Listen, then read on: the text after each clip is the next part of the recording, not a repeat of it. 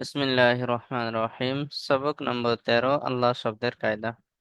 দেখুন ভাইরা, আল্লাহ শব্দের কায়দা, আমরা যে আল্লাহ শব্দ ব্যবহার করি, এই আল্লাহ শব্দটা দুই রকম ভাবে পড়া হয়।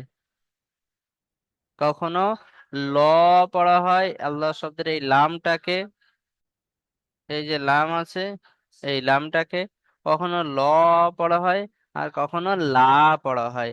তো কোন হালাতে কি পড়তে হবে সেটা আমরা আজকে জানবো। আল্লাহ শব্দের নামটা কখন ল পড়তে হবে বা কখন লা পড়তে হবে সেটা আমরা জানবো। যখন আল্লাহ শব্দের লাম মুসাদ্দাদের পূর্বে, মুসাদ্দাদ বলতে এই যে তাসদিদ ওয়ালা লামকে মুসাদ্দাদ বলা হয়। এই আল্লাহ শব্দের লামের আগে যখন জাবার কিংবা পেশ থাকবে, তখন সেই আল্লাহ শব্দের লামটাকে পুর করে, অর্থাৎ ল করে পড়তে হবে। আল্লাহ শব্দের লামের আগে যখন জবর অথবা পেশ থাকবে, তখন আল্লাহ শব্দের লামটাকে ল অর্থাৎ পুর করে পড়তে হবে। ঠিক আছে? যেমন দেখুন, কফ আলিফে সাবর ক, লাম লাম সাবর লাল, লাল, লাম খাড়া সাবর ল, কলাল্লাহ, হা পেশ হু, কলাল্লাহু। ঠিক আছে?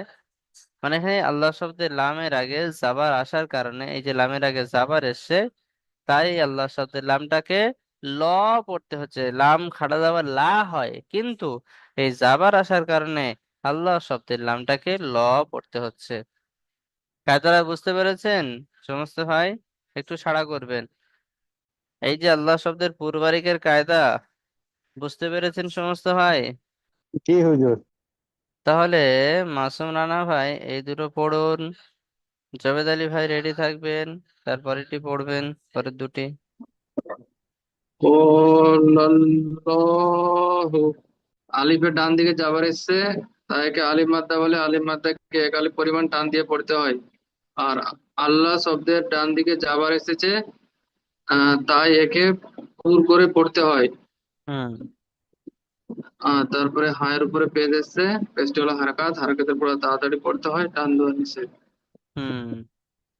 আলিফ নুন জের ইন, নুন লাম যাবার নাল, ইন নাল, লাম খাড়া যাবার ল, ইন্নাল্ল, হুম। হা যাবার হা, ইন্নাল্লাহ।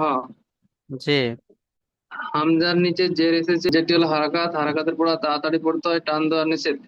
নুনের উপরে তাসদিদ এসছে, তাসদিদের অক্ষরকে আগের অক্ষরের সাথে একবার মিলিয়ে পড়তে হয় আর একবার নিজে নিজে পড়তে হয়। আল্লাহ শব্দের লামের আগে জাবার এসছে, তাই আল্লাহ শব্দের লামকে পুর করে পড়তে হয়। যেমন ইন লাল্লাহ,